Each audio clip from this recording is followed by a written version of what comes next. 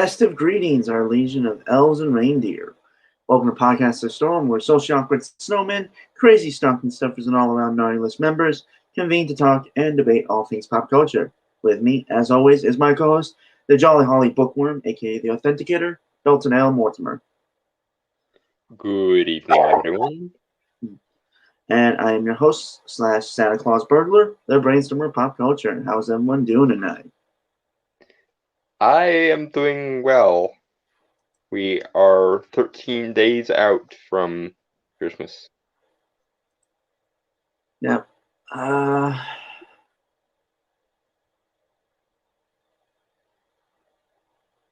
well, I'm waiting for the first one. Yeah. Hope everyone's gonna have their holiday plans planned out, your lists made, all that. Mm-hmm. Hope you're staying on the nice list. Granted, if people are watching this, they're probably not. No. Or skirting the line. Full disclosure, not entirely sure how long this particular episode's gonna go, because we don't really have a lot to cover, to be fair. Although one of the things we do have to cover will take quite a while because it's in video form, so there's that. More or less, maybe 11, latest 12, we might call it, possibly. Mm-hmm. So yeah,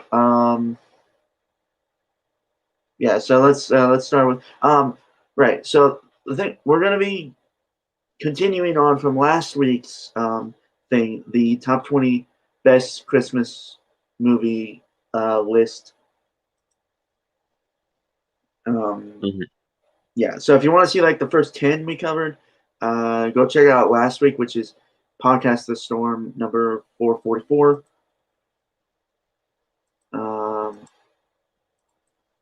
So let's start.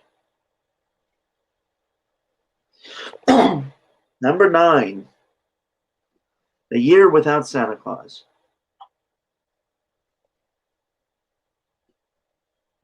It's all I can do not to break into the Miser Brothers song there. All right, full disclosure, I remember the 3D animated one, like in the early, I think it was 2010s, early 2010s or late 2000s. More than the original. Oh, the Miser Brothers Christmas special. Yeah. There. Okay, yep. I was momentarily blanking. I forgot they made an Airsad sequel, which is because it's not as good as the original. Although at least it's not as bad as the live action one.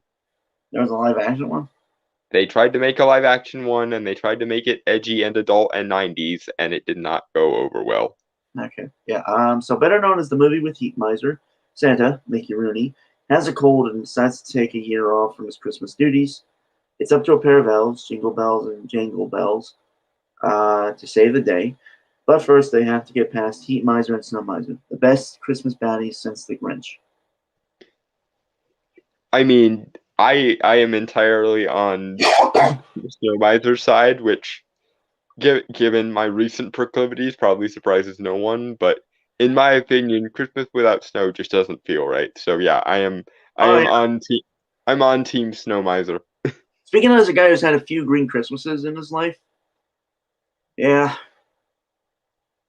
No offense to whatever elemental they inadvertently based the Miser Brothers on, but yeah, green Christmases just don't jive well, and I feel bad for anyone in the southern hemisphere around Christmas, or especially near the equator. I know people willingly go to tropical islands on Christmas, and it makes no freaking sense to me whatsoever. Well, okay, I'm willing to be lenient towards those who like do what's the word who live in like places where it's kind of snowing all year round or like always cold and stuff. Mm-hmm. I'm lenient towards those people if they want to go to a warmer place for like the holidays. Totally understandable. Yeah, Honestly, I'd go the other way. I'd go to like Alaska or Maine or somewhere if I had my druthers for Christmas. Because honestly, I really like the feeling of New England, and I've never been, so I probably want to go there for Christmas. Hmm. Or Old England if I ever could get across the pond there. Because I there's a part of me that beats Dickensian every time the holidays come around.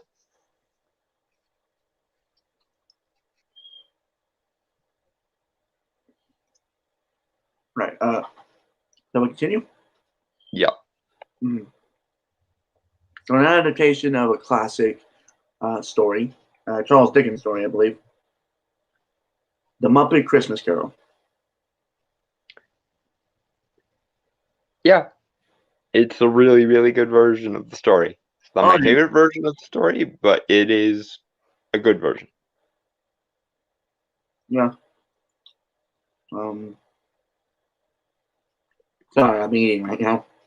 Yeah. And it's nice just to see the Muppets in basically anything, to be honest with you. I can watch them in just about anything. Yeah, personally, I liked the ABC reboot thing they did a few years ago. Where it was kind of like an Office parody. Right. I didn't watch many episodes of that. I remember I watched Muppets Most Wanted. That was the last like recent Muppet thing I watched. Well, actually, no, I tell a lie. I watched the Muppet Haunted Mansion that came up this past year, and it was pretty good. Yeah. Um, man, I couldn't watch the show because like I don't know, like it was hard to it was hard to find any of the episodes. Uh, Given that you don't have Disney Plus, yes, but everything Muppet is on Disney Plus as far as I'm aware. No, when it first came out. Oh, yeah, it never rerun. Well, then I had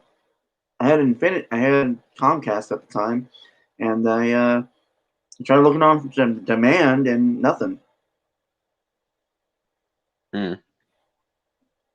All right, so the Henson workshop takes on Dickens in this fur-felt adaptation of A Christmas Carol, with Kermit as Bob Cratchit, Miss Piggy as Mrs. Cratchit, and Michael Caine as Ebenezer Scrooge. There will be petition to get this one aired on TV more often. I mean, I really liked the designs of the Ghosts of Christmas Future in that one. 'Cause it's tough to make a Muppet sinister, but they kind of managed it.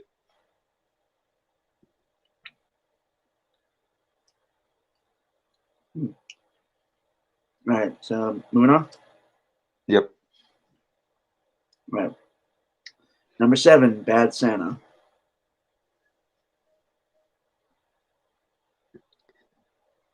I I never really got into this movie. Yeah, I don't think it should be on this list. Like, I'm sure it's funny and all, but in the same way as I kind of was a bit pompous when it came to the Halloween theming of the Halloween list, you're gonna have to work a little bit harder to be themed properly Yeah. to be a good Christmas movie, in my opinion. All right, so Billy Bob Thornton spikes the eggnog in this bruised black comedy about a disgusting drunk department store Santa slash con man who's out to rob stores on Christmas Eve with his little person elf sidekick, Marcus. Here's one for parents looking for something to pop on after the kids are asleep. I mean, okay. You know, the thing is, I remember Billy Bob Thornton from the Fargo TV series, like in the first season. Hmm. Played a fantastic villain. I believe his name was Lorne. Feel free to correct me in the comments if I'm wrong. It's been a while since I've seen Fargo. Mainly, I watched the most recent one, which I think is Fargo season 4, where like it was set in the 50s, like gangsters and stuff. It's really cool. Hmm. Okay, number 6, Love Actually. I've never seen this movie. I mean, it's a good romance movie, but it's kind of stretching the Christmas theming a little bit. Uh, a roundelay of lump in your throat, London love, during the holiday season from the confectioners behind Nothing Hill and 4 weddings and a funeral. You could fill a stocking with all the terrific moments in the film, but none are better than a group of kids bring down the house with their rendition of Mariah Carey's "All I Want for Christmas Is You." I've never seen this movie, so I have no opinion on it. Again, it's a good romance movie, but I wouldn't call it a Christmas movie. I mean, I know a lot of people who do actually watch it around the holidays, so I guess that's why. But like, again, for me, you gotta go a little bit deeper to qualify as a Christmas movie. Hmm.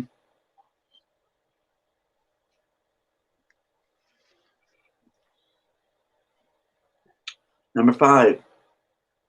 Moving on, or Yeah, go ahead. uh, number 5, How the Grinch Stole Christmas, 1966. I mean, this one's indisputable. Yeah. Honestly, honestly, both of them are.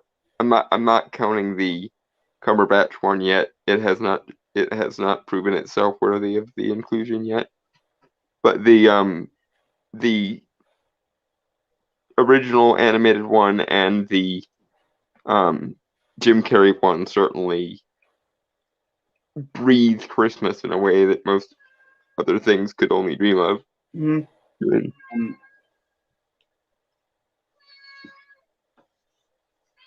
Sorry, I was eating. Okay, so forget the over-caffeinated Jim Carrey version. Chuck Jones's animated made-for-TV take on Dr. Seuss classic is one you want to watch over and over again. I mean, you could have done without the shade throwing there. Think they're both worthy of including in the holiday rotation. They're Right. they're very different things, but Yeah. they're both worthy of inclusion. Full disclosure, like I don't know if this is true for you, but for me, the Jim Carrey version was the first version of uh, the Grinch that I saw growing up. Right, like, I had it on VHS. I watch it on repeat almost every Christmas. I mean, it wasn't the first one I saw. I saw the animated one before that, but yes, I remember actually when it first came out, and it was one of the first movies I ever watched. So yeah, but more to the point, and this is why I don't get it when the Jim Carrey one has haters. That movie put in more effort than most modern movies ever will to capture the Christmassy Seussian aesthetic. Mm-hmm. Because the great thing about the Jim Carrey Grinch was most of the effects, if there were any, were done practically, and that gives it a tangibility and a lived-in quality that most modern movies never will have. And the scale and just sheer Christmassiness on display of that movie, irregardless of the obvious, they're obviously they're doing a parody of it. Obviously they're doing a Grinch as social commentary kind of angle. But aside from that, what what were you expecting in a live action 2.5 hour Grinch movie? The only thing I don't like is the backstory they gave him. I don't really think the backstory was necessary. Um, the his heart is two sizes too small and it prevents him from experiencing emotions was plenty. That being said, I like the dynamic between him and Martha May Who, so that's you know you can't really have that without the stupid emotionally scarring backstory. So I will gladly accept the emotionally scarring backstory that kind of annoys me for the purposes of the Martha May Who bits, especially the bits with her and Betty having the lighting contest, because that is just so freaking relatable. It's not even funny. And the light gun that Martha May has is one of those, again, you have to respect the Jim Carrey one for sheer goddamn ambition sometimes. Because they did that shit in live action. And it's the Seussian aesthetic is hard enough to pull off even when you have animation, let alone translating it into something that could plausibly exist in live action. Mm-hmm.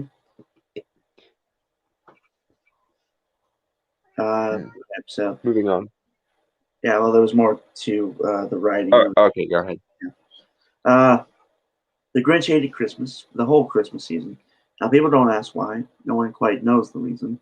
It could be perhaps that his shoes were too tight, or it could be that, his head wasn't screwed on just right. But I think that the most likely reason of all, may have been that his heart was 2 sizes too small.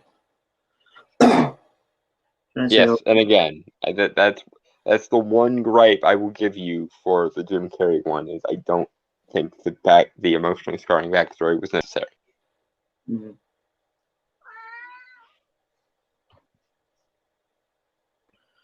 All right, okay, so moving on. Number 4, Elf. Fuck this movie. I mean, I enjoyed it as a kid, but then again, when I was a kid, I didn't really have a lot of. I was a kid, you know. Yeah. Mm-hmm. Like I think this was before I was before like 5, before I was 5 or 6. This movie is the bane of my Yuletide joy. I hate Elf so much. I can't stand Will Ferrell in this. He's good in other things. He's very good in other things. I love it. I love him in other guys. The other guys, you know. Yeah, that's the thing. There are two kinds of Will Ferrell performances. There are the Will Ferrell actually trying to play a role performances, and there are the hyperactive kid on sugar high shouting performances, and this is the worst one of those. And every part of this movie just comes off as so cynical and manipulative and shite. Elf is terrible. I do not know why it is considered a holiday classic. It needs to go away. Go far away and leave me alone, and never ever darken the doorway of my windows of perception again. I gotta read a description. That's gonna make you groan. Go ahead. Yeah. Best Christmas flick of the century. Granted, the century is only 18 years old, but still. Will Ferrell is priceless as the oversized elf who ventures far away from the North Pole to search for his father. No, the Jim Carrey Grinch came out in 2000. You do not in any universe get to say that Elf is better than the Jim Carrey Grinch. Not on your life. Not this shall not stand. You shall not pass. Mm-hmm. I have a niece who was so obsessed with this movie that one December she made me watch it 3 times in a row. I didn't mind a bit. I kind of would, because this is a movie that you cannot watch continuously. Yeah, if you must subjugate yourself to it, you have to do it in chunks. It's cloying, and maybe this is just me, because one of the few emotions I do have is secondary embarrassment, to the point where if I see characters in a movie or a show embarrassing themselves or doing something that I would find embarrassing, I feel intense secondhand embarrassment. And that's one of the reasons I don't like this movie, because the stupidity of Buddy is so secondhand embarrassing that I just want to reach through the TV and slap him every time it comes on. Because every time I watch this movie, if I try to watch it the whole way through, I die of secondhand embarrassment cringe. I will say the scene where he gets the shit kicked out of him by fuck God, I had his name. The name. The little person actor? Yeah. Fuck. Plays Tyrion. I know who he is. I just Peter Dinklage. Peter Dinklage. I was gonna say Peter Collins for some reason. I don't know why.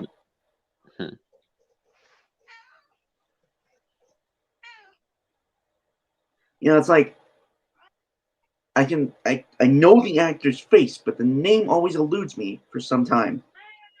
That was fun. That scene, you know, where Peter Dinklage kicks the crap out of him. I mean, yeah, but I also could have done without it. That's the thing. The stuff that doesn't secondhand embarrass me about Elf makes me just feel sad because of how cynical it is. Want to move on? The only scene of that movie I really like is the scene of him and his love interest in the shower singing "Baby It's Cold Outside." That was a nice moment. Moving on? Yep. Number 3, A Charlie Brown Christmas. Oh, I'm not making any friends here either. There's way too much Christianity in this special because it stops the thing dead at the end for Linus to read out the verses, and I'm just like, nope, you lost me. For any like angry mom Christian motherfuckers, granted, I don't think they'd be watching our stuff. No, yeah. Don has a pass. He has a pass because I'm a Christian. Sorta. I give him a pass. He gets the anointed cross of he has a pass to say shit about Christianity. And the main. I literally made the cross. I like no one could see it, but I literally made the cross symbol like a priest as I was saying that. Absolving me of my sins. Thank you. Okay. But yeah, the Christianity in this is way too fucking heavy-handed. I'm sorry. Like the bits with the kids actually just being kids is great, but they didn't have to stick a Bible sermon in the middle of it, and they shouldn't have. Mm-hmm. Yeah, it's been years. Like, I'll be completely honest. Last time I remember watching this, I was in kindergarten.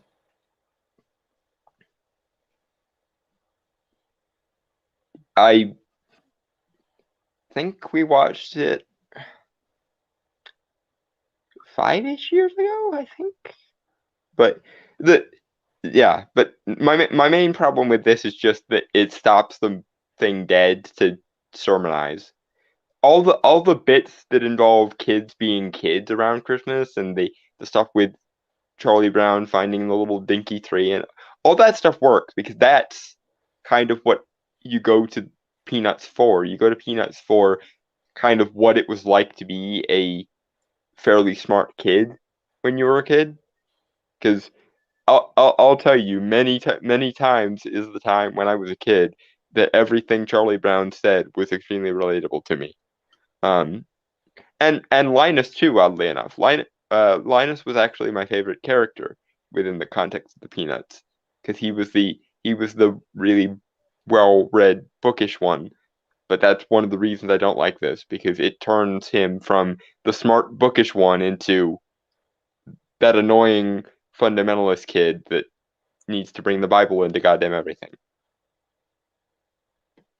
And before any Christians' heads explode about this, They didn't bring up All Saints Day or Dia de los Muertos in the Halloween special, did they? No, because the parts of Christmas that are religious, just like the parts of Halloween that are vaguely religious, are the least important things about Christmas, both from a tradition standpoint um and from a viewing the world from the minds of little kids standpoint, which is the point of the Peanuts. So get your sermon the fuck out of the recapturing what it's like to be a child. Because I hate to break it to you, but even really, really fundamental kids in really, really fundamentalist families don't really care about religion all that much. Unless they are made to by their parents enforcing it on them. Which, by the way, is how you will eventually raise a rebel.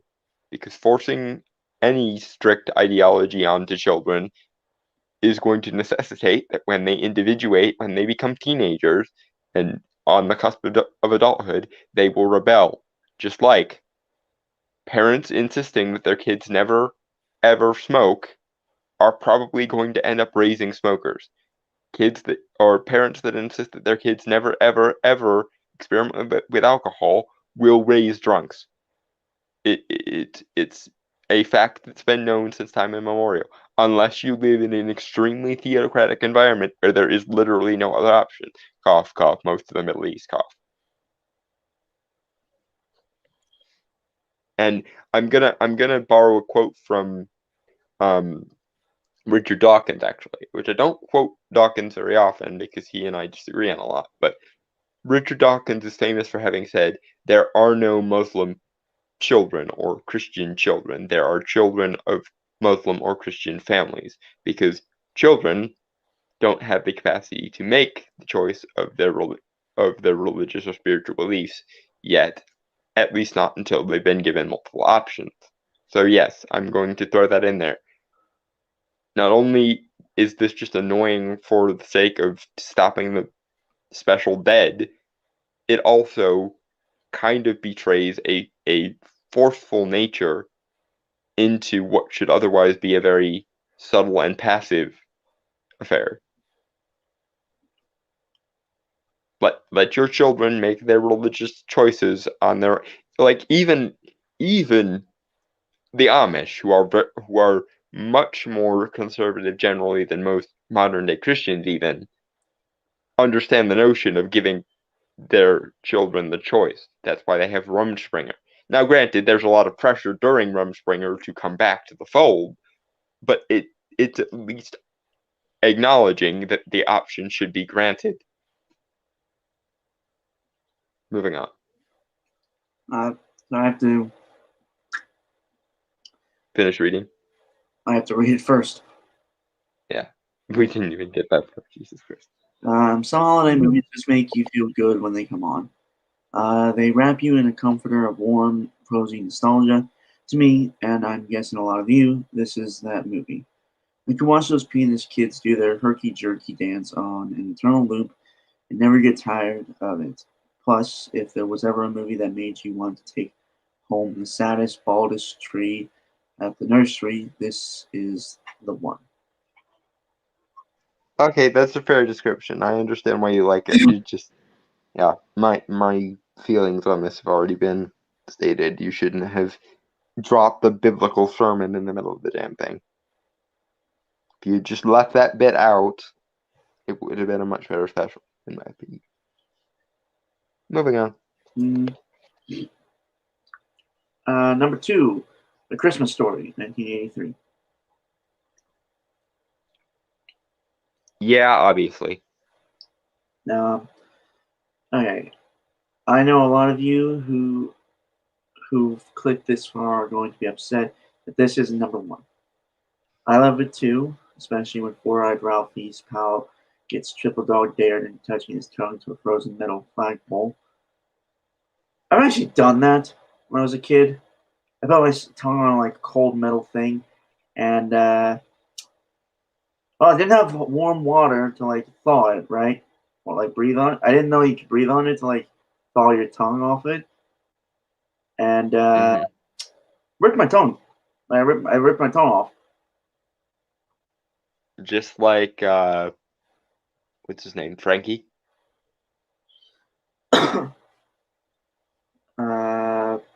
No, I just like took some skin off the top. Ah, Never did that again. So, I would imagine freaking not. No. well, I learned a valuable lesson. So,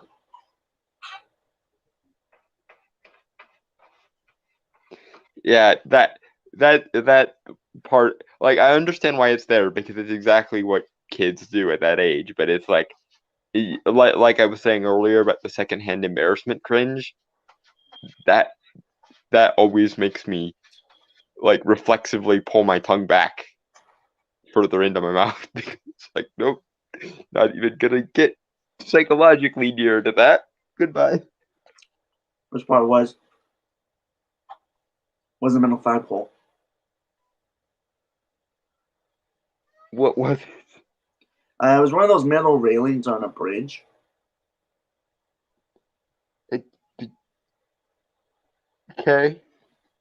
I was walking. I was on my way to school. I was walking to my school, and I thought, "Oh, why don't I do this?" You know, it's like that. You know that thought that just comes in your head, and like you're stupid. Like like you just like when you're a kid, you have really no impulse control.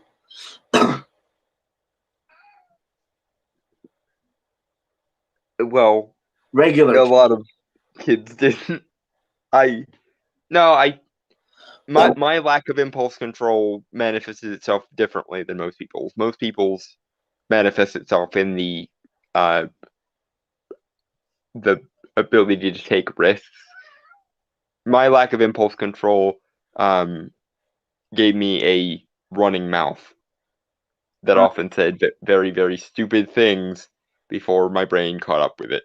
yeah. And then I spent the rest of the week or the rest of the month or the rest of my life reflexively cringing every time I think about it. Mhm.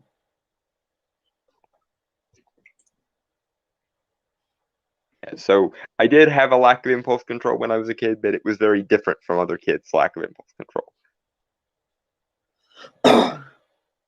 Yeah. Winters suck sometimes. A bit. No. I mean, I've always liked it because I've always been more of an inside type person anyway. I don't really like going outside in general. Well, to be But fair, I've had a lot of experiences when it came to like outside stuff. Mainly, again, when I was like going to walks, like on walks to like school and stuff. Keep in mind, this is all when I'm like in elementary school, and like this is off mhm, topic, but um, I was one time when like there was like I don't think it wasn't snowing, but there was like a layer of ice on everything, you know, mhm, like clear ice. mhm. So you didn't know. Um, and I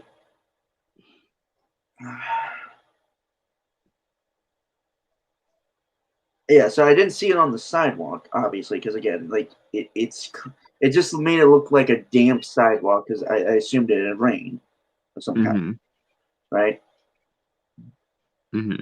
And I stepped down. For the record, I'm also wearing like regular sneakers, like rubber soled sneakers, Right. just because like those were the only shoes I had at the time. Uh-huh.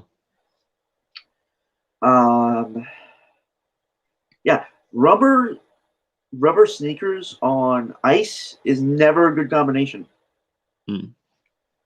So I slipped, fell, and I don't know if I honestly. I think I blacked out for a second. Like I think I might have hit my head, and thus I don't really remember how or when I hit my head. I just remember being on the ground and kind of like my back is sore.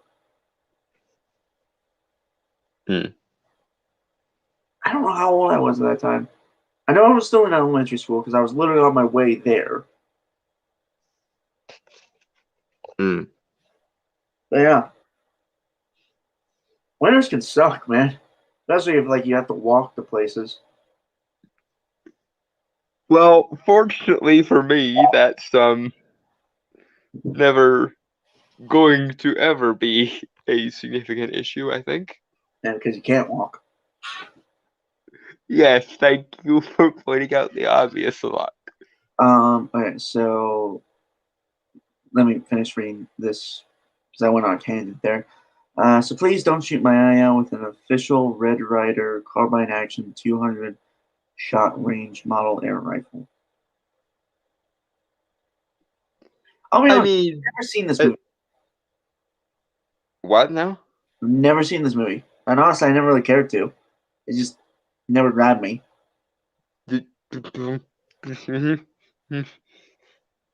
I sorry, it just I don't care about this movie.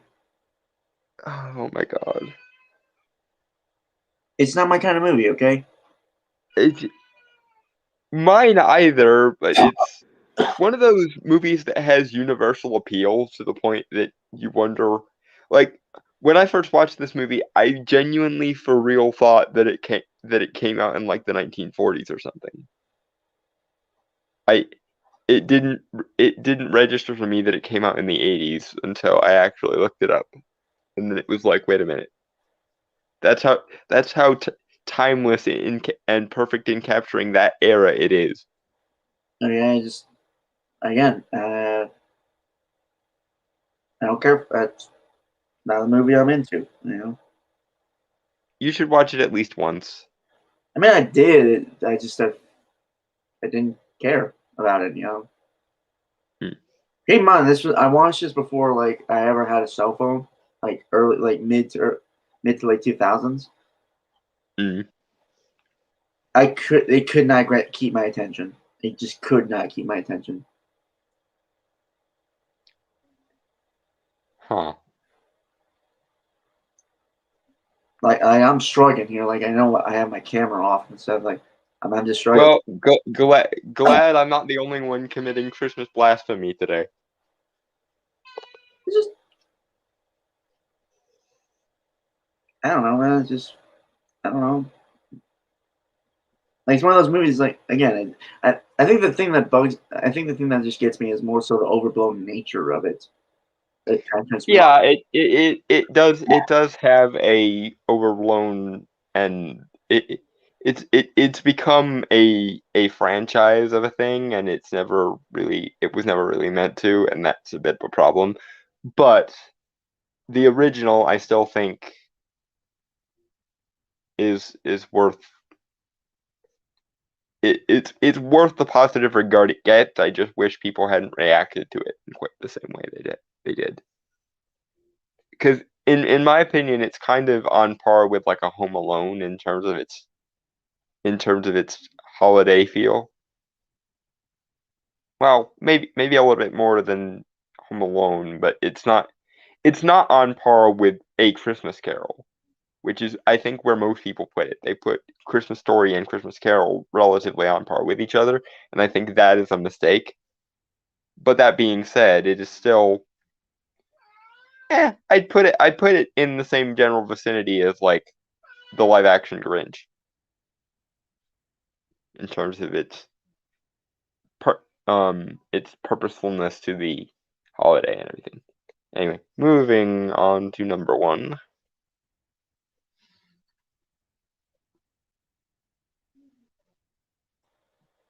Yep. Okay. It's a Wonderful Life, 1946. Okay, third case of Christmas blasphemy about to come up here. 3, 2, 1. It's a Wonderful Life. It's a good movie. It deserves to be the classic that it is. However, it is very, very dull. And honestly, parodies of It's a Wonderful Life kind of did It's a Wonderful Life better than It's a Wonderful Life. Because in most parodies of It's a Wonderful Life, um, the angel or the spirit or whatever that enables the It's a Wonderful Life scenario actually takes George Bailey or the surrogate for George Bailey around to see how his actions or how his lack of actions affected things. Kind of like um, the Ghost of Christmas Present does for Scrooge in A Christmas Carol. In the actual movie, he doesn't do that. George Bailey is just left to kind of figure out things for himself. And I think that is a massive detriment to the movie because for a while it just kind of gives the movie this aimless feel of we don't know what's going on. And if Clarence had done the Ghost of Christmas Present thing and actually taken George Bailey around to the people who were affected by his non-existence and showed him like that, it would have made the movie a much better movie. Especially because Clarence is supposed to be a freaking angel, and you would think that would be kind of something part of the guardian angel stick, is making sure that while your charge is in an alternate reality where they don't freaking exist, that they are safe from being accosted by people or the world or whatever.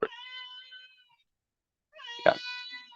So yes, it's a good movie. Yes, it deserves its reputation. Yes, yada yada yada yada. But it's not number one by any stretch of the imagination, and it's dull to actually sit through. Moving on to the summation. I know, big shocker that this was number one, right? Well, sometimes movies are considered masterpieces for a reason. And this is one of those times. If you think that Frank Capra's holiday staple is feel good hoey, watch it again. It's funny, heartwarming, profound, and an annual reminder that the holidays are about more than presents, thanks to Jimmy Stewart's turn as George Bailey. If you don't have a sugar plum in your throat by the end of credits, you need to come in from the cold. I'm sorry. It deserves its status. It is a good Christmas movie. I'm not disputing that, but it is dull and it's structured weirdly, especially when you compare it to all the parodies that it inspired that did it kind of better. And I don't. It takes more than just ooh, feel the emotions for me to get into something. I have to have a premise to stick my teeth into. And I know this is the first time that this concept was done, so of course some of the later ones are going to be able to do it better, but that doesn't change the fact that because this was the first time this concept had been done, they were still kind of working out the kinks. And it makes for a kind of dull, weird experience. Moving forward. Actually, whilst you're getting the other thing loaded, I'm gonna let the cat out because she will not stop meowing at me.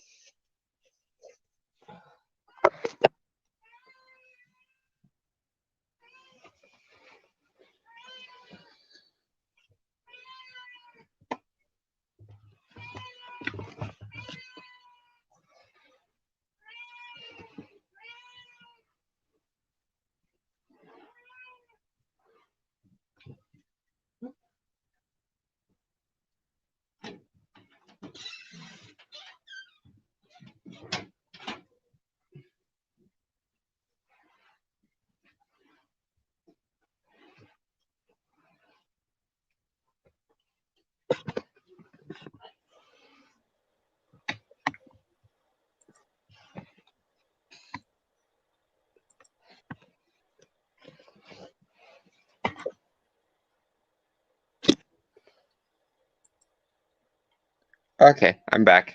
Yep. All right. So that's from Time.com. 13 best scary Christmas movies to deck the halls with horror. It's written by Eliza Thompson, published December 6th, 2021.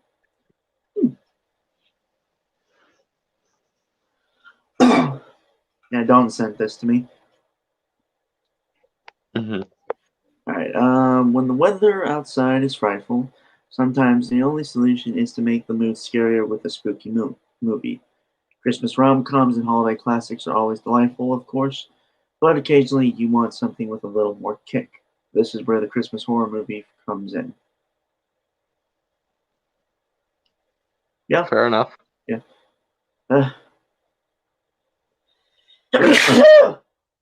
Bless you. Twice.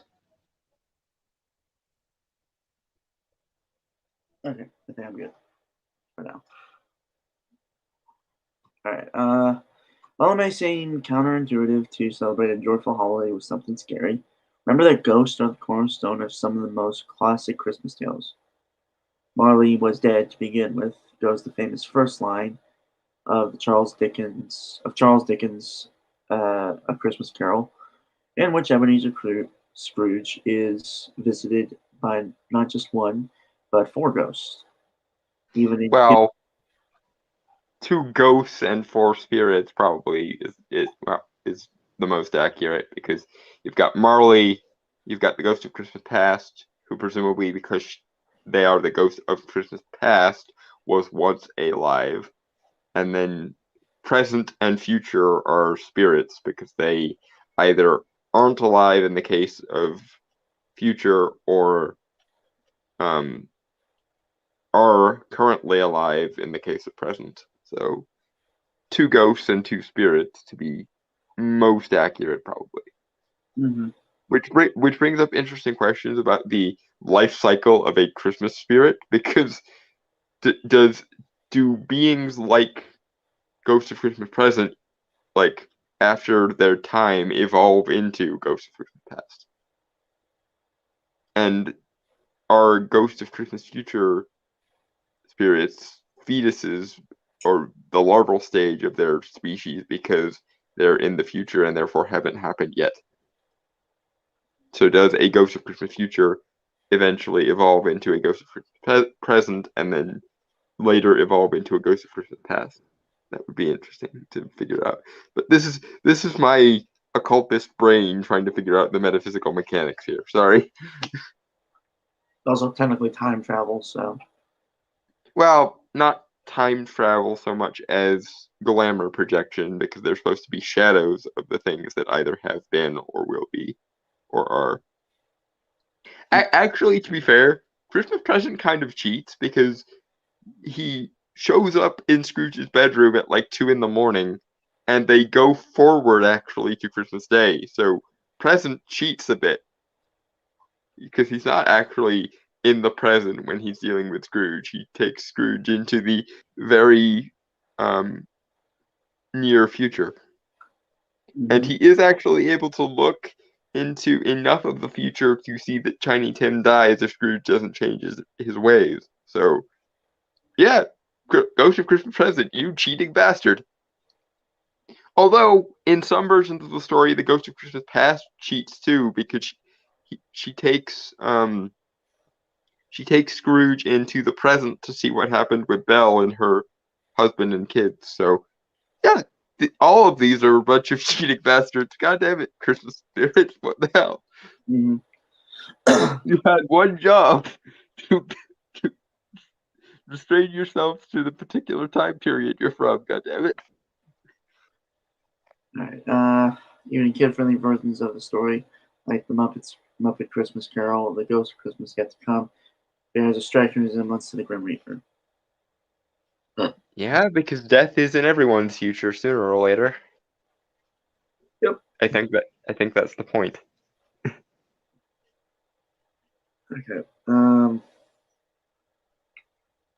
Dickens is part of a rich holiday horror culture in the UK. Just search A Ghost Story for Christmas on YouTube for further proof. Original broadcast annually on the BBC between 1971 and 1978. Short films were adapted from the short stories by M.R. James, which remain terrifying despite being written over 100 years ago. Um, Other parts of the world have their own macabre holiday traditions. In Central Europe, Krampus is a legendary figure who works in tandem with Santa Claus to punish naughty children, while in Greece, the uh, Cal- Calicantazori are a breed of sinister goblins that surface around Christmas time to wreak havoc in local towns. Yes, and in parts of Germany they have the Yule lads. Mhm.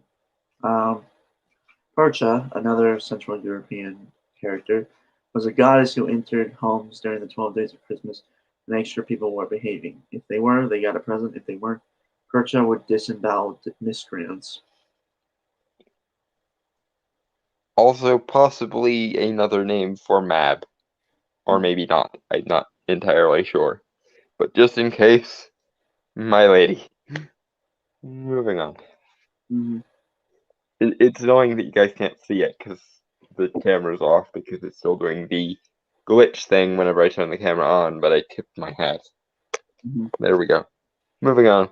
Alright, and take Santa Claus, a jolly old elf who is technically a repeat home invader. He could be leaving anything under that tree. Holidays are full of potential for festive fright. Below, see some of the best Christmas horror movies to watch during the holiday season. Is that right? Check. I don't have numbers, so I'm just assuming 13 to 1. I would assume so. Alright, so Or maybe they're not really ranked so much as they're just 13 horror Christmas movies. fair enough. Okay, so first we have Black Christmas, the 1974 version.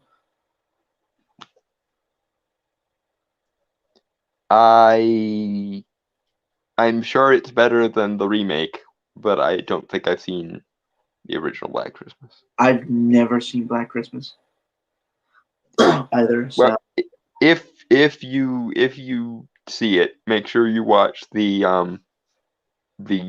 original rather than the remake, unless you want to laugh hysterically at the awfulness that is the remake. Because the remake I have seen, and it's yee. mhm. All right.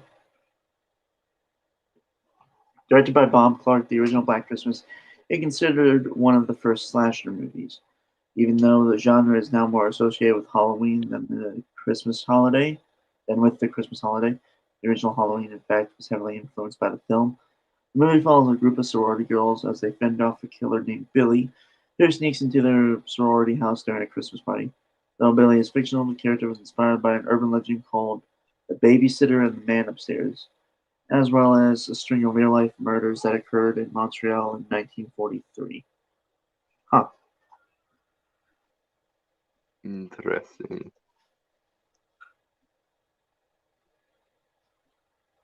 This is a relatively new movie, Silent Night, 2021. Obviously, I haven't seen this because I didn't Oh, know wait, when I was a kid. I saw the trailer for this. It's basically world's coming to an end and everyone's trying to enjoy their last night, which is Christmas. It's around Christmas. Like the end of the world is around Christmas. So Well, I mean, if the world has to end around a time, I'd prefer it end around a holiday so that I can at least extract some last minute joy from it. So sure. yeah, yeah, I saw the trailer for this a few weeks ago. The most recent entry in the genre, this dark comedy stars Keira Knightley and Matthew Good as a couple hosting a lavish Christmas party for friends and family. At first, the charming group seems to be having a relatively normal night until it becomes clear that they're going all out because the world is about to end as a result of a climate change disaster. If it hits a bit close to home, it helps that the formidable ensemble cast also includes Lily Rose Depp, Annabelle Wallis, Lucy Punch, and 14-year-old Roman Griffin Davis, who earned a Golden Globe nomination for his work in Jojo Rabbit. I mean, I could do without the climate change angle. I'd prefer if it were just like a meteor or something. But okay, that's the fashionable cause du jour. So whatever. I mean, it could just be like a pseudo disaster movie as well. So Yeah, yeah. Honestly, it's kind of like how in the 60s and 70s everything was nuclear holocaust this, nuclear holocaust that because the Cold War was going on. So it's fine. It's just really heavy-handed. And if I imagine if I was born in the 50s and 60s, I'd be saying the same thing about all the everything has a nuke in it shit. Like, yeah, I get why it's relevant, but also can we cool our fucking jets and just tell an interesting story for 5 seconds? all right, so next one is Krampus, 2015. Yeah, if this one hadn't been on the list, I would have raised Hell. Yeah.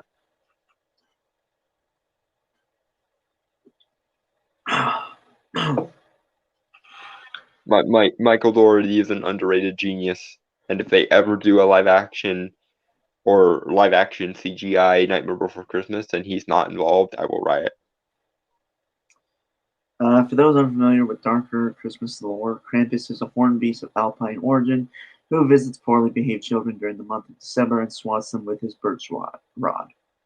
Uh, the movie Krampus, starring Adam Scott and Toni Collette, takes things in a slightly different direction. In this version, Krampus is a demonic presence who punishes people who have lost the Christmas spirit, and he sets the Engel family in his sights. Krampus is more about setting a spooky scene that jump scares and gore, but it still makes for a fun watch on a cold winter night. And it manages to be horrifying while still being oozing and dripping Christmas I, atmosphere, which is I still need to watch like the full movie. I've only been able to like see clips and stuff. it like I say, usually when this gets brought up, I make the point that it's not as good as Michael Dougherty's other holiday offering, Trick or Treat, which is a classic. But honestly, again, if Disney ever decides to do a live action CGI version of Nightmare Before Christmas, get Michael Dougherty to do it because what he's done a Halloween one and a Christmas one, and he's done them both flawlessly. So who better to be the one to put them together in live action? So yes, Disney, this is me giving you one to do a live action remake. But if you do it wrong, I will not be so merciful. Moving on.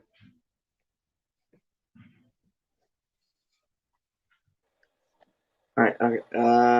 Gremlins, 1984. Yeah. The love interest backstory scene is worthy enough of putting this on this list, I think.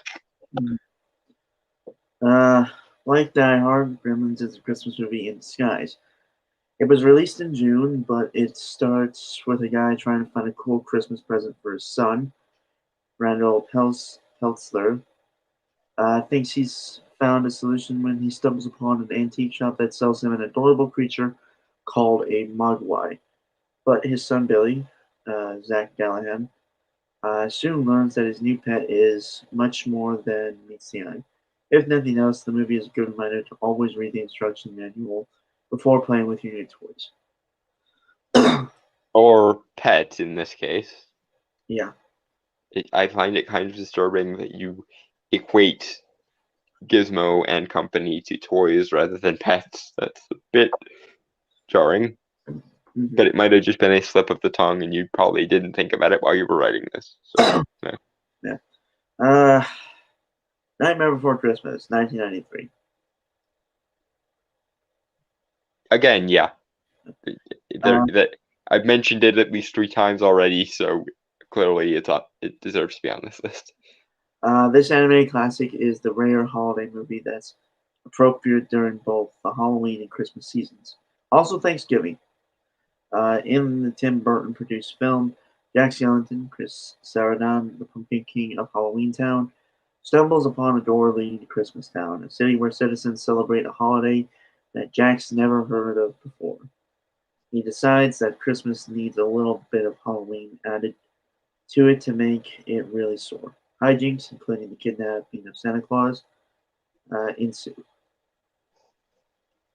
To be fair, if Jack took over the job when I was a kid, I would be happy. Like I would be one of the witnesses to call if he ever got sued for it because like there's a scene in there where a kid unwraps a shrunken head and it's like yeah, if I had found one of those under my Christmas tree, I would have been happy as a kid. But then again, I was a very, very weird kid. Um, I will say that what's this? is the song that always gets stuck in my head come Christmas morning when we're opening shit. So yeah, I have to agree with Jack on this one. It's just wonderful. Yeah. Okay. Black Christmas 2019. No. No, no, no, no, no, no, no, no, no, no, no, no. It's only good in the sense that you can laugh hysterically at its awfulness. Is that bad? All right, the second and more recent remake of the 1974 Black Christmas follows a similar plot to the original: sorority girls terrorized by mystery men, but adds a twist appropriate for the hashtag #MeToo era. In this version, the villain stalking the woman gets help from a fraternity whose former president sexually assaulted one of the Mu Kappa Epsilon sisters. Though director Sophia Ta- Takal, Takal, if I said it wrong, I'm sorry, worked to make sure the film got a PG-13 rating so a wider audience could see it. The movie still packs plenty of scares. This movie is awful, and you will notice how many political and ideological references were made in that summation. So if you are in any way skeptical of the hashtag #MeToo movement or cancel culture or deplatforming, you will hate this. You will hate this so much. And if you are in any way in favor of these things, I suspect that even you will have to concede that it was poorly done, heavy-handed, and moralistically, prudishly preening and moralizing the entire time. I, I, I think we can all agree that regardless of where you fall on this particular spectrum, that movie is terrible. And if I were the type of person who was in favor of such movements, I would be probably saying that it isn't a positive reflection of my ideas at that point. Fortunately, I'm mostly on the other side of the aisle when it comes to such things because deplatforming and such has turned into the new Red Scare. But that's a different story entirely. Moving on. All right.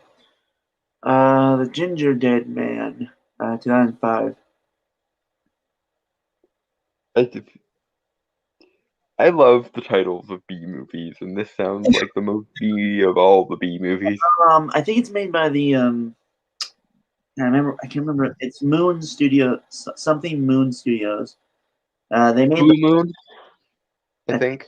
I think so. It's like the guys who made the Puppet Master movies.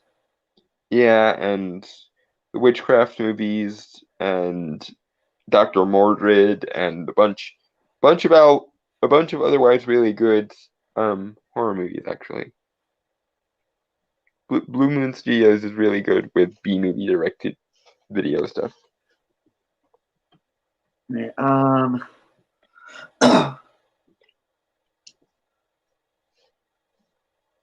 okay, so while comedy slash slasher hybrid isn't likely to keep you awake at night, it's a worthy addition to the Christmas horror canon for its title alone. Gary Busey voices the titular gingerbread man, a villainous cookie possessed by the spirit of a serial killer who died by the electric chair. The murderer, So it's Chucky if he were a cookie. That's interesting. the murderer's ashes got stirred into a batch of gingerbread mix by his mother, a witch. Very normal stuff. Uh, Okay, I need to see this movie for just the B movie factor alone. But you guys know me. I'm a sucker for a supernatural premise. right. The great news is that fans of the Ginger Dead Man need not stop there. The movie has spawned 3 sequels and a comic book series. Okay, you've sold me. Well done. Okay. I haven't heard of this one, The Lodge from 2019. It sounds vaguely familiar, but I don't know the first thing about it.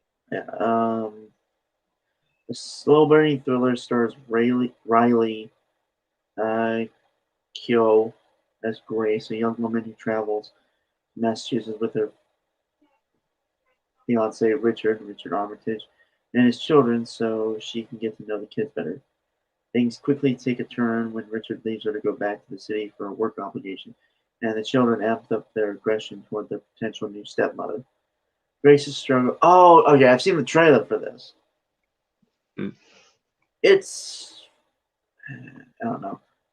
Grace's struggle with her own past as a cult survivor also helps to set the scene for a claustrophobic, bone-chilling tale of winter survival. Okay, I probably won't watch this one. It doesn't Yeah, sound. it's like I said, I only saw the trailer for it and it didn't really grab me. Okay, so Silent Night, Deadly Night, 1984. I was wondering when we would see this one. A classic of the subgenre. This film doesn't involve anything supernatural, just a regular guy who commits murders while dressed as Santa Claus. As a child, Billy Chapman, Robert Brian Wilson, was scarred for life when a criminal in a Santa outfit murdered his parents. He grows up fearing and hating old Saint Nick, but after his boss makes him play Santa at a company holiday party, he can no longer keep his murderous impulses in check. Huh.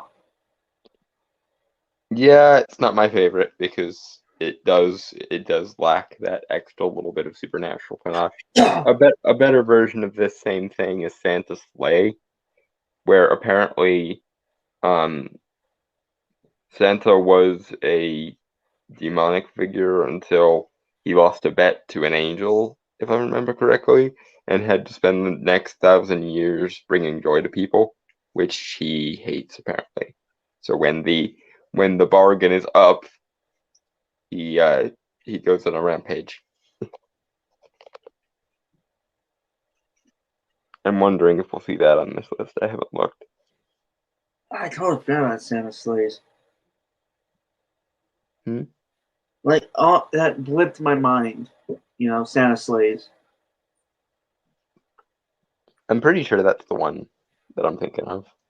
Yeah, yeah, I completely blipped. Like, just almost forgot about it. Yeah. Anyway, alright, so Better Watch Out 2016. I saw the trailer for this. I was marginally intrigued, but the thing is that the trailer kind of spoiled everything. Mm. That was the problem. Though Better Watch Out is set during the holidays, it begins the same way so many non-seasonal slasher films do, with a babysitter guarding her young charge. Ashley, Olivia Dong, I don't know, is Mm. watching 12-year-old Luke, Libby Miller, when she starts to worry that they're not alone. At first, she thinks they're being pranked by one of Luke's friends, but she soon finds out that something more nefarious is afoot.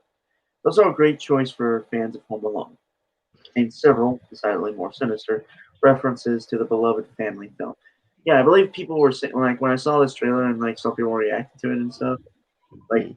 talking about it, they Mm-hmm. have mentioned it like maybe being like an R-rated Home Alone. Hmm. That might actually be interesting. I didn't really have any feelings one way or the other about this movie, but if it's kind of an R-rated Home Alone, then I can jive with that. Again, the problem is that the trailer kind of just spoiled everything, so I didn't watch it or look into it. Ah, Anna and the Apocalypse, 2017. Saw the trailer for it. I mean, and saw some clips of it.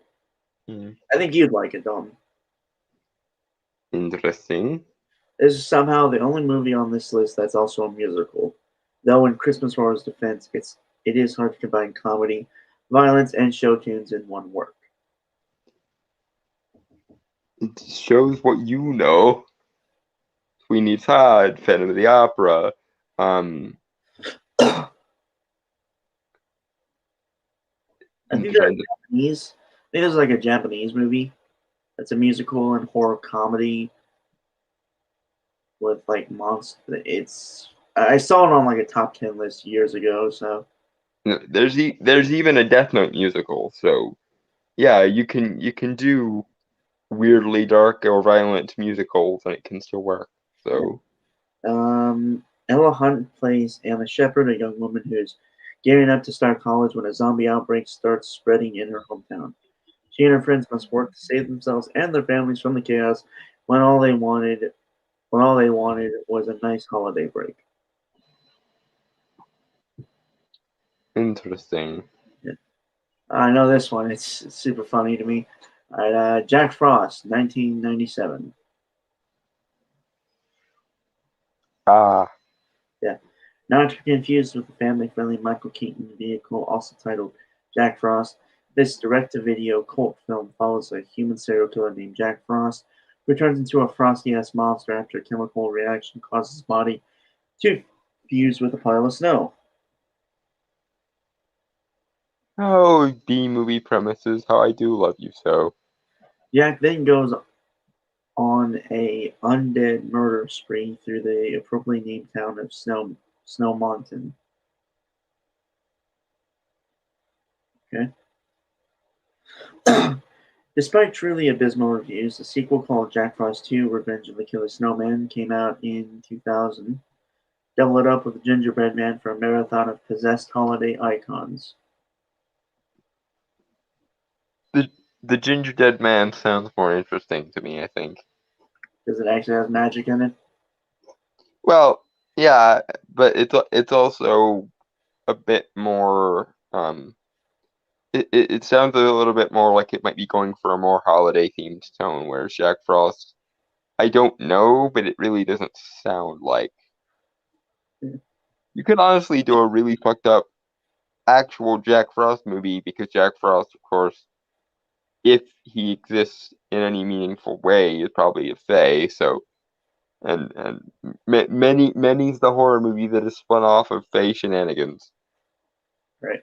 Okay, so Santa Slays, 2005. Wow, There it is. 2005. Yeah, I thought it was older than that. Yeah, I mean, like, I remember watching it, right? Like, I watched, yeah, I saw it and how it looked like it was filmed, like, on the camera, right? It Yeah, looked, I'd say about 10 years older than that. I would imagine it came out the year I was born or something. yeah, I like 90s at least. Yeah. Huh. All right, so like many Christmas horror movies, Santa's Sleigh bills itself as a comedic slasher film. A fact that the puny title kind of gives away. Former wrestler Bill Goldberg plays Santa Claus, who, in telling this, is the spawn of Satan. Their names are similar after all. The film is full of corny jokes, but it doesn't skimp on the violence. So it may not be the best choice for the squeamish viewer. That said, where else will you find a movie where Santa drives a sleigh pulled by hell deer? I mean, like I said, this is probably the best Christmas horror movie that I've seen, possibly notwithstanding Krampus. So, yeah, fair enough.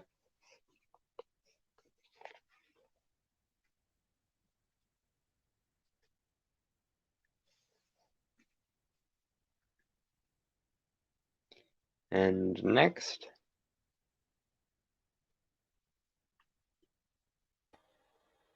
I'm just waiting for it to load. yep, yep.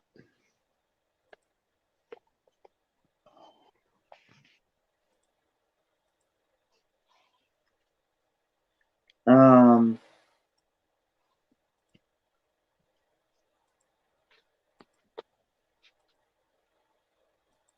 okay.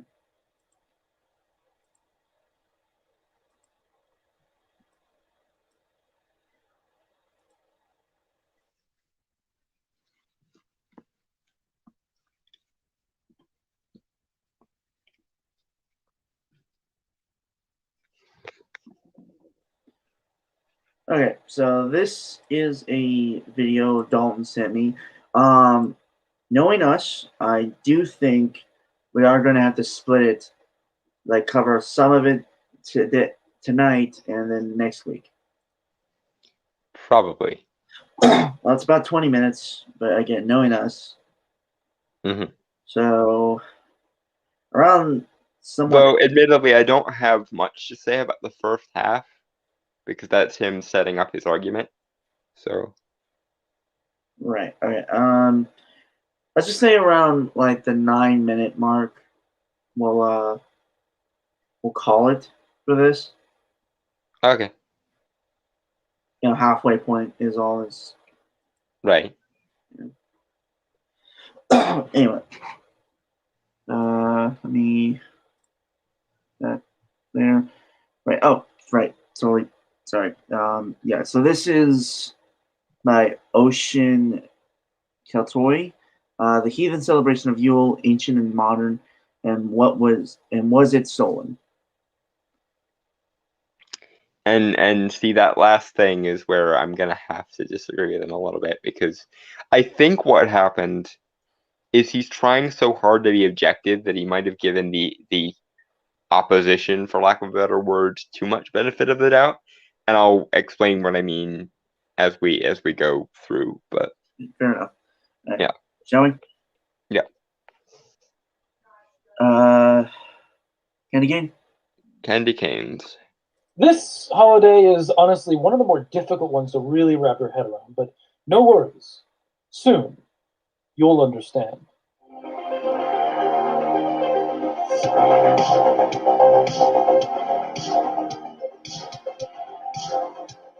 As the world gets darker, colder, and we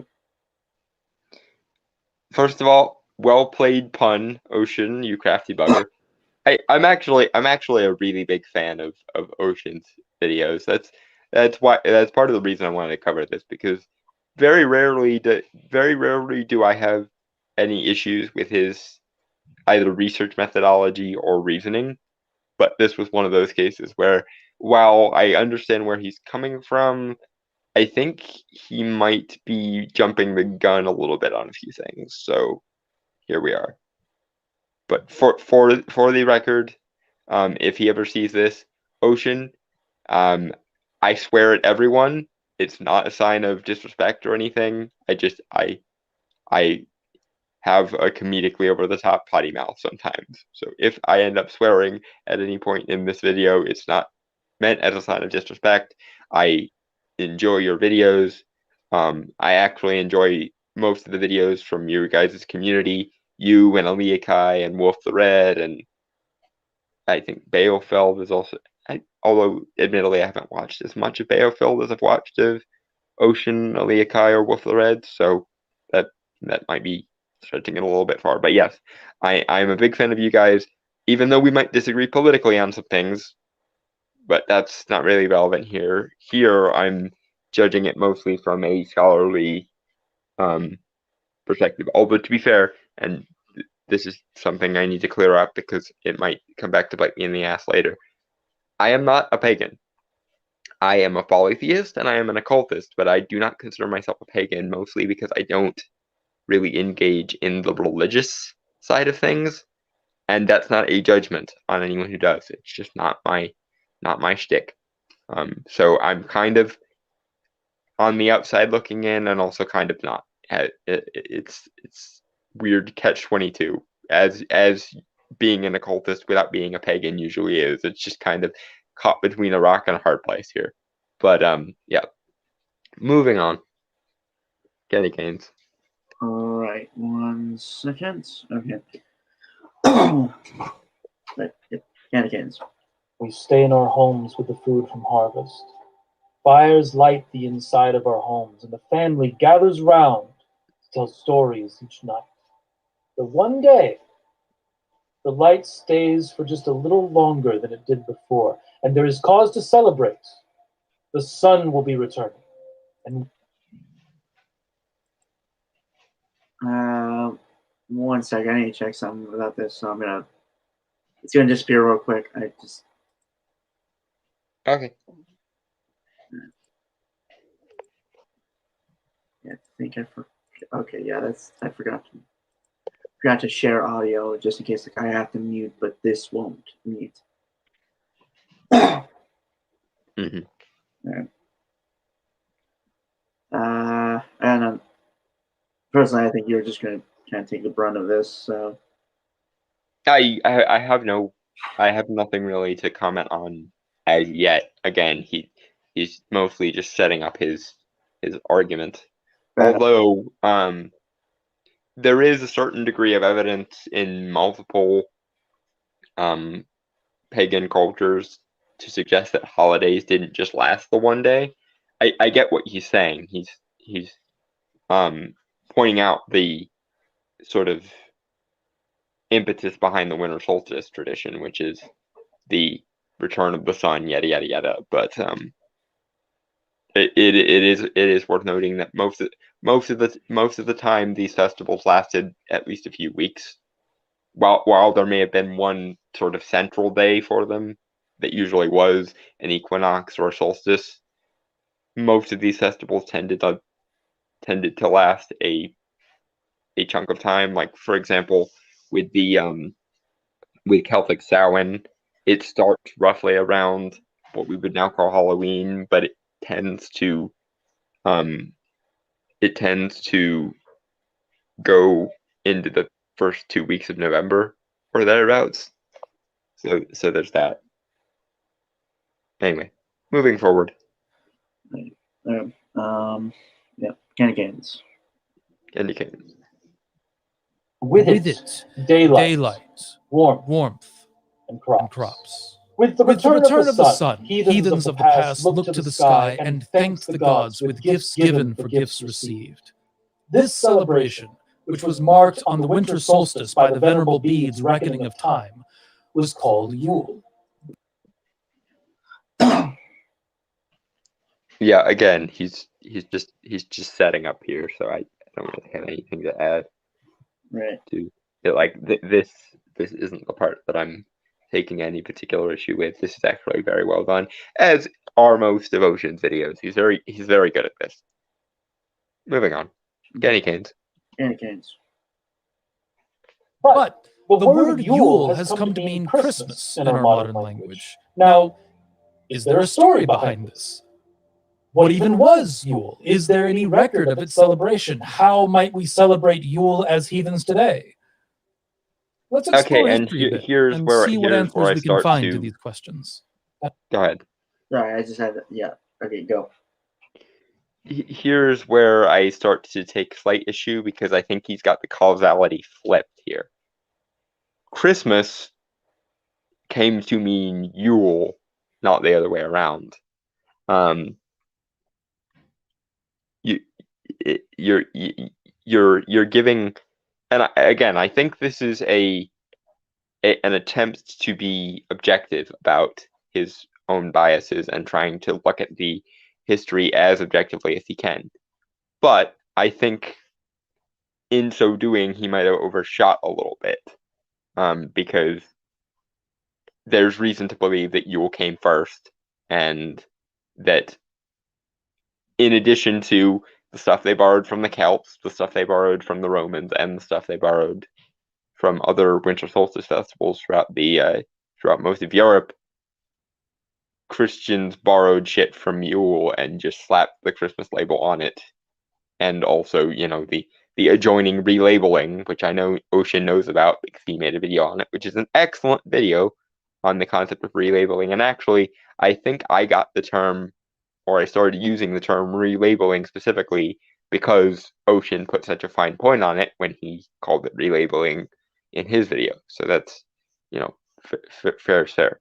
But I think the causality flipped because Yule came first, and then Christmas kind of hopped on the bandwagon as the Christians of that era will want to do because they needed to convert people and things. But we'll get into more of the hows and whys of why I think that as we go along. Candy canes. One sec. Okay. Gotta get the little ball in order there. So, When was Yule? Let's discuss its placement as far as we can understand it from the English monk and scholar, the Venerable Bede, who wrote the Ecclesiastical History of the English People, which is an important source for Anglo-Saxon heathens, and The Reckoning of Time, which is a massive...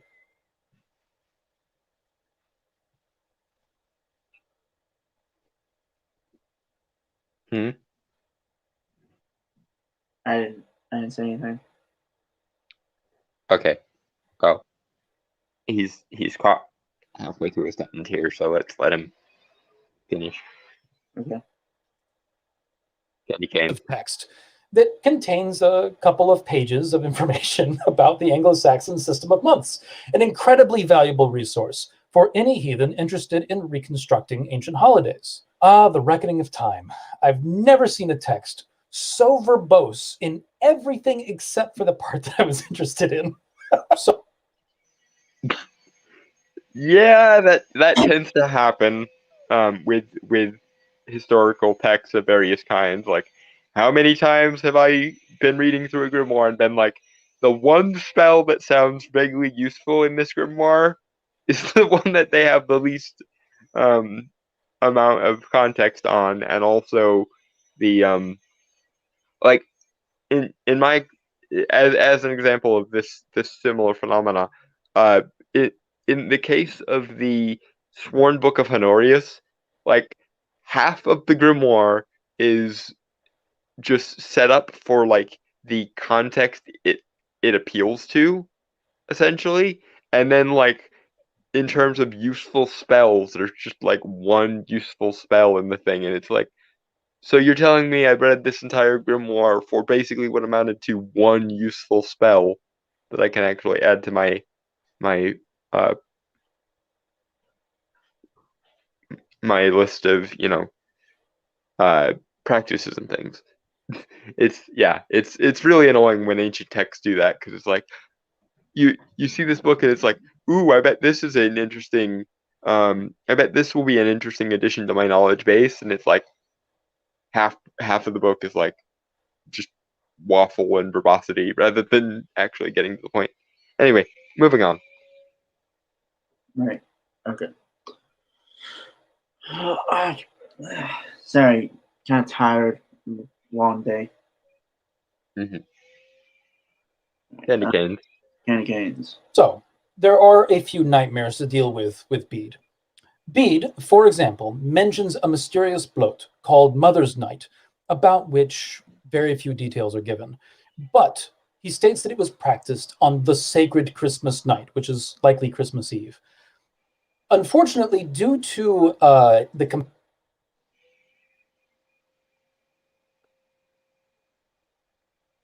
I have nothing until he finishes the summation here, so candy canes. Yeah, sorry, give me 1 second. I'm trying to. It's 20 because I stopped at 21. So we only have 20 seconds.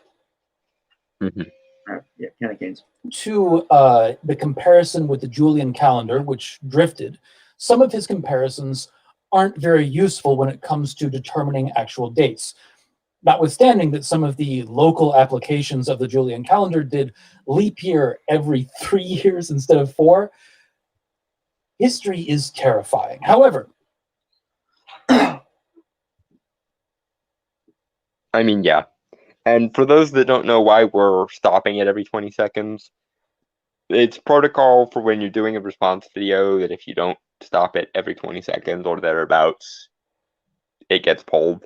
So, yeah, response video protocol, which is also why we're saying the the video response safe word of candy canes in this case, because it's an easy way of filling the gap of the DMCA when you don't have anything else to say, because they require that you say something over a segment of video you're responding to. Otherwise, it doesn't count as fair use. And let's be honest, YouTube barely enforces fair use even when all the ducks are in a row. So we do it just to be safe. Anyway, moving on. Candy canes. Yep, candy canes. he does mention that the day of Yule is on the solstice. and that the first and last months of the Anglo-Saxon year were also called Yule. So celestial references are so much more useful. We can determine a specific date. I learned far too much about the horrors of trying to measure the solar year. Yeah, calendars are a clusterfuck. My kingdom for the Picatrix, something that actually focuses on the actual rotation of constants rather than whatever the fuck the calendar makers were doing most of the time. Candy canes. Candy canes. While researching this video. Even the calendar that we have now will drift by a day every 3,030 years. So there's a problem that we'll have to deal with, assuming humanity makes it that far. But also the days are getting longer. Did you know there's a leap second? Time isn't real. Snorri also records the time of Yule in a... I'm sorry. Despite the fact that I am not a pagan, as I've already previously established, there is a great degree of overlap between the trials of a Reconstructionist pagan and a academically curious and or intellectually honest occultist, and the horrors of the research rabbit hole are all too familiar to me. Candy canes.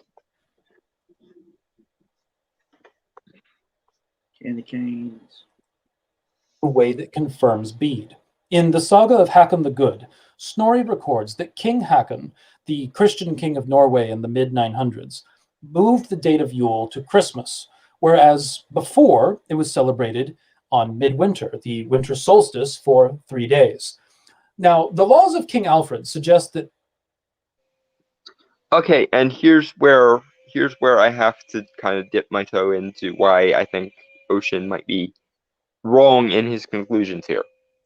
Because the thing about Snorri Sturluson, and I know Ocean knows this because he's made several videos on Snorri Sturluson at this point,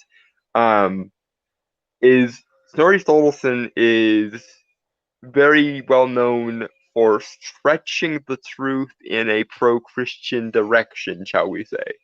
I think he was the guy, although I might be misremembering, but I think he was the guy who once indicated that he thought that the Aesir weren't actually gods, but just very powerful human wizards, and people were too stupid to know the difference back in the day, which is just farcical. But point being, Snorri is well known for fudging the truth a bit, so things like this have to be taken with a grain of salt. And I also find it interesting that even so, he admits that Yule was observed for more days than just the solstice. So whether it's a matter of moving the date slightly, or whether it's a matter of just calling the last day of Yule something different, it's a distinction without a difference, effectively. Especially when you consider how much Snorri liked to fudge the truth in a pro-Christian direction. So he has more justification than this, but right off the bat, a bit of a yellow flag at least of Snorri. You have to take everything he says with regards to how awesome Christianity is and how backwards paganism is with a grain of salt the size of a boulder, because he's known to have fibbed significantly compared to every other source that we have on the subject. He may not have been doing that here, but there is a certain latitude to be made for considering the source, especially with everything else Ocean is about to bring up. Candy canes. Candy canes. There were 12 days for Yule, but this is likely due to Christian influence of the 12 days of Christmas, which originate with the length of time between the Christian celebrations of the Nativity on the 25th of December and the Epiphany on the 6th of January. So it seems that we have two sources. Okay, but Ocean, and here's another one. You have to keep in mind that whether Christians were directly stealing from Yule or not, they did not come up with most of their traditions themselves. They amended pre-existing traditions, and as I said at the start of this response, pagan holidays usually did last for multiple weeks. And in this case, I think they might be borrowing from Roman Saturnalia. So even if the 12-day increment was not originally borrowed from Yule, there is evidence to suggest it was either borrowed from the Romans or the Celts. And so even if the Christian excuse has something to do with the Epiphany, blah blah blah blah blah, we know, as with most things, they reskinned something that already existed in a pre-existing polytheistic culture. Again, in this case, I think probably Saturnalia. So why call the 12-day increment even a Christian thing, considering that they got it from the Romans and possibly also the Celts? Although, being as the Celts were kind of notorious for not writing shit down, at least at the early bits, there is some leeway there, I will admit. But still, there's no reason to think that they came up with the 12-day increment.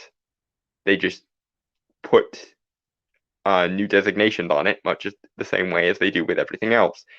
See also every Christian quote-unquote saint that was previously considered a deity before the Christians got there. Moving on. Candy canes.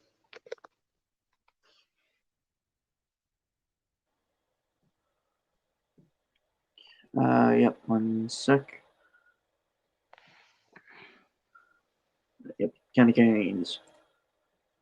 Discussing the heathen date for Yule as the winter solstice. And according to one of those sources, that celebration would last 3 days. However, in a society such as this, you would expect a certain amount of variation. So as far as any modern practice of Yule inspired by history, honestly, it can be celebrated with convenience around the solstice for however many days you might choose. And he's right here, but the one thing that people are generally consistent on is it certainly was not celebrated for just that one day. And it probably did include roughly up until the 21st in most iterations. Or rather, it probably did include roughly up until the 25th in most iterations. Like we can extrapolate, I think, with a degree of certainty that because a lot of other festivals and holidays were celebrated over the course of about 2 weeks, give or take, around a particular central date, the same thing probably also happened here. So it probably did either run from mid-December through to Yule and that week, or from Yule to about January. Honestly, my thinking is just tack 2 weeks onto both ends of the date. So from mid-December to mid-January would be my move. But again, that's just my move. That's just for the convenience of these things generally lasted about a month or so anyway. So let's just tack, plus or minus 2 weeks onto the end and call it decent. But even so, again, there's just as you yourself said, Ocean, there's no reason to assume the number 12 was pulled out of the Christian canon when there's no evidence that they marked holidays like that previous to interacting with the Romans, the Celts, or in this case, the Germanic peoples. Moving on. Candy canes. Yep.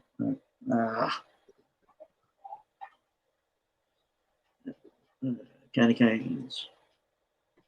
Nothing wrong with 3, 12, or really, whatever number you might deem appropriate. So, what happened during Yule? Well, the the venerable Bede, venerable and verbose though he may be, gives no description of the holiday.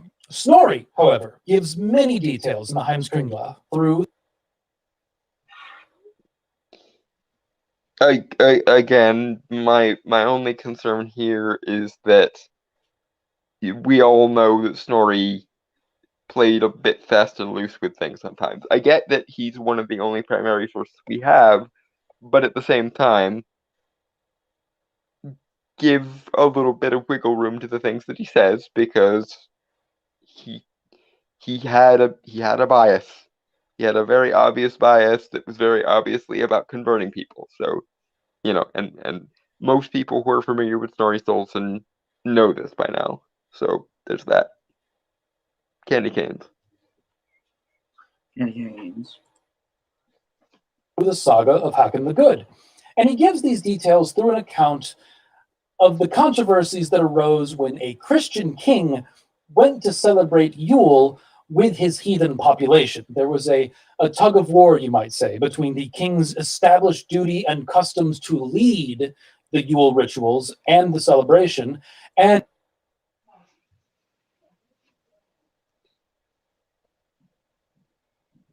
Yeah, he's not finished. Candy canes. and King Hakon's personal religion as a Christian. Among the descriptions that Snorri gives, and this speaks to the variation of timing, was that Hakon declared that a measure of ale was to be made, and that Yule celebrations would last as long as the ale lasted. So the ale could have lasted. I'm sorry. That is one of the most like Nordic things I think I've ever heard of, and I mean I know this is a Norse tradition and like yada yada yada, but that is still like that is one of the most stereotypically Viking-y quote unquote things. We will make the ale and we will party hardy until the ale runs out. It's just a very like if it could be said that ancient historical chronicles can count as a meme, that is definitely a meme. Candy canes.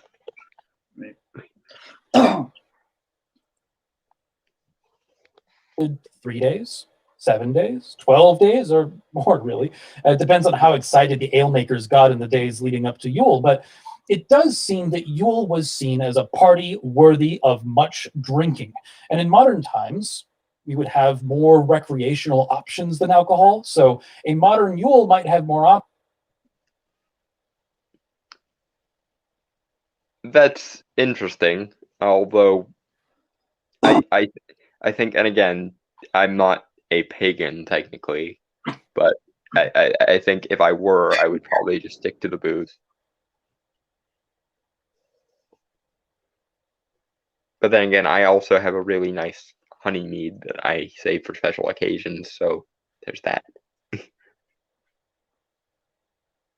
Candy canes.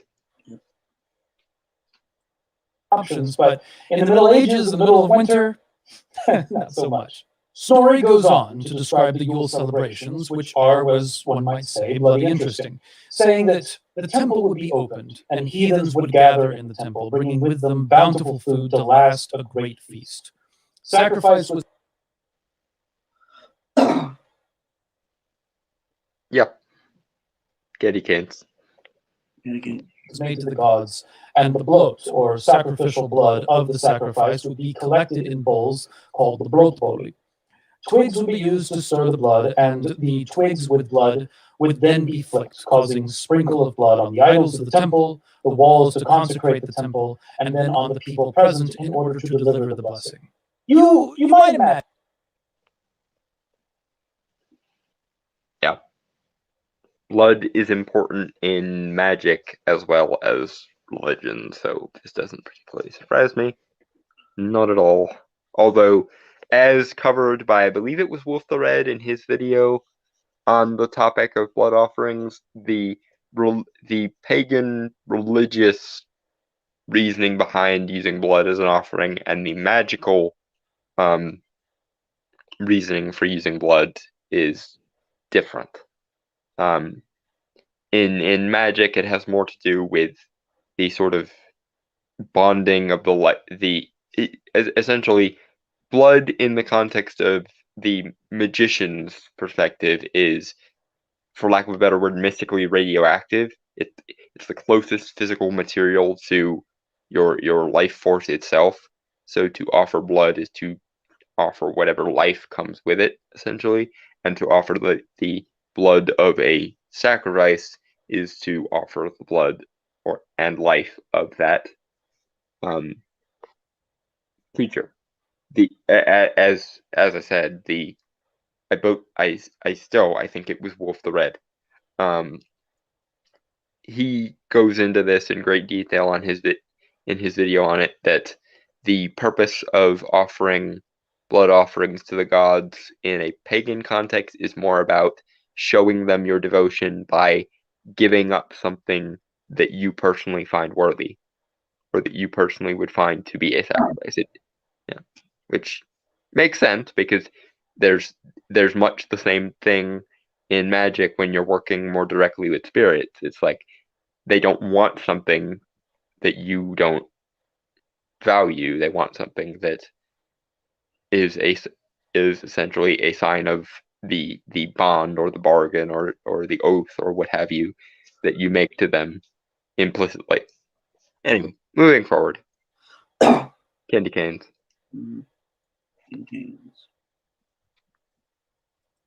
Imagine a Christian king becoming, well, increasingly uncomfortable. The meat of the various sacrifices was cooked and served along with the rest of the food, which included horse, suggesting an association with Odin at these celebrations, as horse is closely associated with the Allfather. Now, yeah, because Sleipnir, basically. I mean, there's more to it than that, but a large part of the association between Odin and horses probably is down to the importance of Sleipnir to him. Candy canes. Great fires were lit in the middle of the temple, and kettles were hung over them, containing the various meals for the ongoing feast. Snorri describes further that the sacrificial beaker, which would have contained the celebratory ale or mead, was to be carried around the fire as a process of consecration, and the chieftain would bless the beaker as... Yeah, I have nothing to say here. This is just a very interesting description of this, which, yeah. Candy canes. well as the sacrificial meat. And after this, the sacred toasts would begin. The first would be to Odin, to secure victory in the following year. The next would be to Freyr and Njordur, for good harvests and for peace. And following that, there would be toasts to the king. And finally, a memorial toast for their ancestors departed. Yeah, again, while I am not pagan, if I was to engage in more religious rituals and less strictly magical rituals, I would definitely be more inclined towards the pagan side of things rather than the Abrahamic side of things. I would not blame you.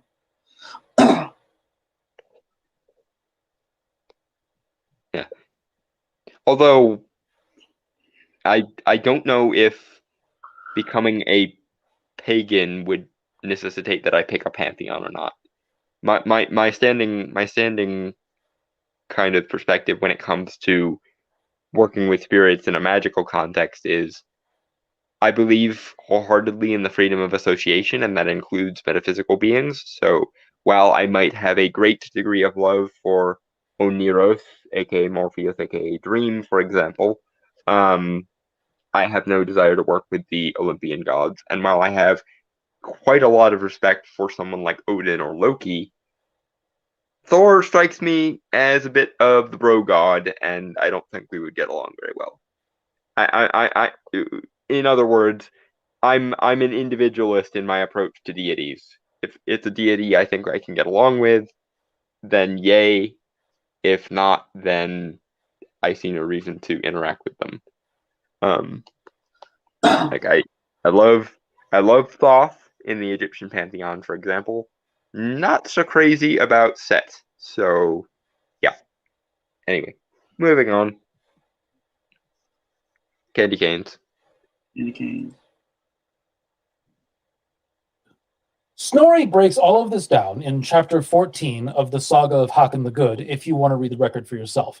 It's one of the most detailed descriptions of a ritual in any of the available sources, and it's a fantastic foundation for any Reconstructionist heathen looking for a model for a bloat. But there's a few caveats on this to consider.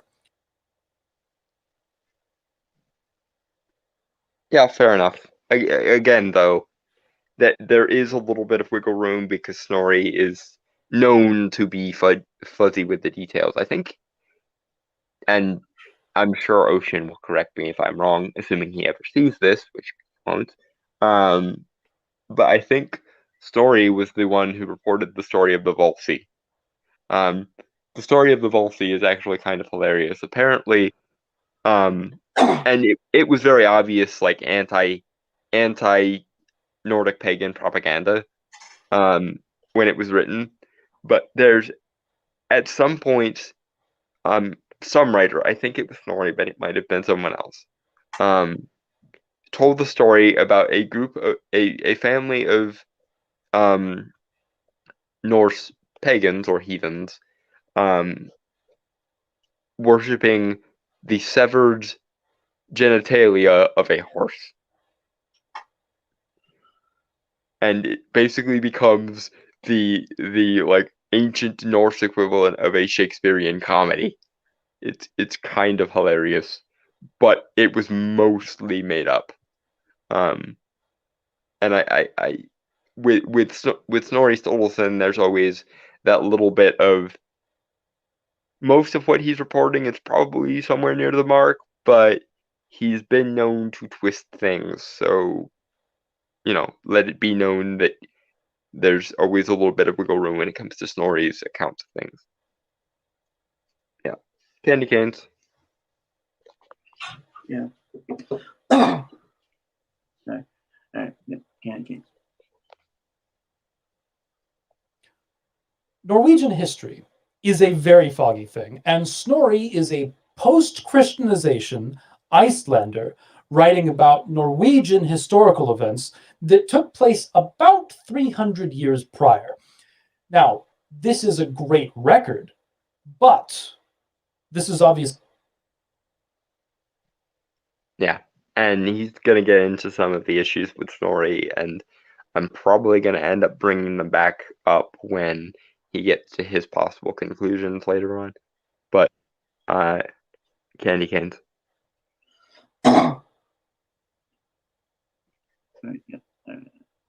Candy canes. Obviously something to keep in mind. So, what we have described here is mostly a medieval potluck in a temple combined with a ritual. Animal sacrifices would have been normal in this period, considering that animals were often slaughtered for food by these same people. A slaughter for a feast would provide fresh meat to the gods. Yeah, and again, you're supposed to offer something that has value. Therefore, you have to act. There's very little point in a religious context, especially of doing a sacrifice where nothing is particularly lost to you. So yeah, that's why. Because animals were important in a world where you needed to eat to survive, and therefore offering animals to the gods was a big investment, a big show of trust, of faith, of reciprocity, all that business. Candy canes. Yeah. Okay. As your guests during ritual. And what's interesting here is actually the description of the slaughter of sacrifices for consumption, whereas other records mention such sacrifices being left at the altar, burned, consumed, or even no mention of their fate. So this grand description.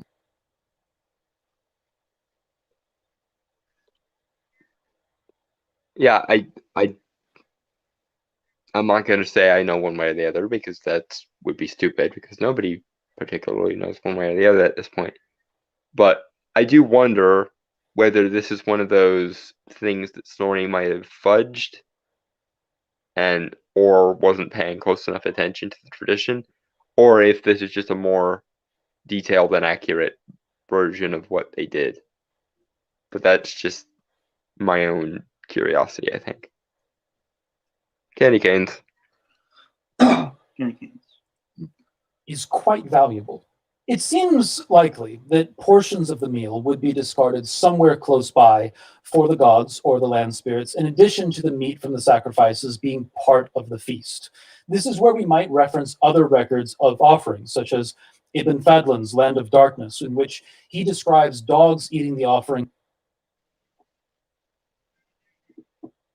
Yeah, a large part of the point for these things was you were supposed to share in the consumption of the sacrifice with the gods as a sign of camaraderie and companionship and yada yada yada. At least in some versions of things, that was how it was said to work. You didn't want to refuse eating part of the offering because that would be considered, again, in some traditions, to be an insult to the god you were sacrificing it to. Again, it's like you don't sacrifice your second best bull or your second best ox or whatever. You sacrifice your best one because that's the greatest investment and therefore worth the most for the sake of the offering. Candy canes. Yeah. As a sign of acceptance from the gods. It's likely that a similar attitude was employed here as well. There's also modern conceptions that offer some insight into what a celebration of Yule may have included in the past, some of which support Snorri's story. A buffet of meals at a modern Yule celebration. Yeah. Well, let's be fair, most significant holidays, or at least the ones that we kept, involved some variation or other of feasting and like acknowledgement of plenty, because that was a large part of the point. Either to celebrate the return of vitality or to speed the return of said vitality, or to keep up your spirits when things got cold and dark and miserable. Because I have a standing theory that what we now call seasonal affective disorder was not a modern creation or invention, but it's been something that has afflicted humankind pretty much since time immemorial, and that's part of the reason why we began these, like the psychologically utilitarian or evolutionary psychology reason why we began these in the first place. And I stress the word part in there because of course there was the actual communing with the gods and the land spirits and the daimons and all that other business too, but a practical side of the celebrations may very well have been everyone was cold and miserable, so let's give them a reason not to be cold and miserable for however long we can manage it. Yay. Moving forward. Mm-hmm. Candy canes. Candy canes. Is often called a Yule board, or the Christmas table, which is meant to be laden with bountiful food. There's also the famous Yule log, which coincides with Snorri's descriptions of a massive fire in the middle of the temple surrounded with dangling pots containing delicious meals. To go on a tangent for a second, what?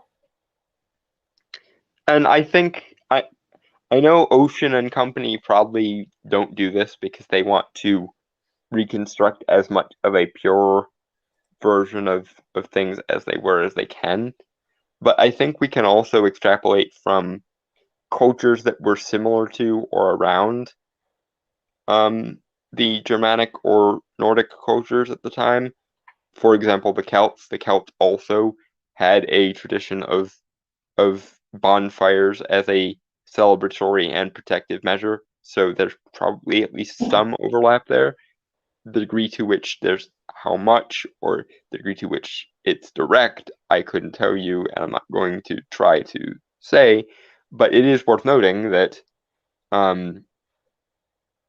it's unsurprising, shall we say, in the same way that it's unsurprising that some modern traditions may have had historical precedents, that geographically similar regions had similar traditions, and there was probably an overlap among the reasons for doing such traditions.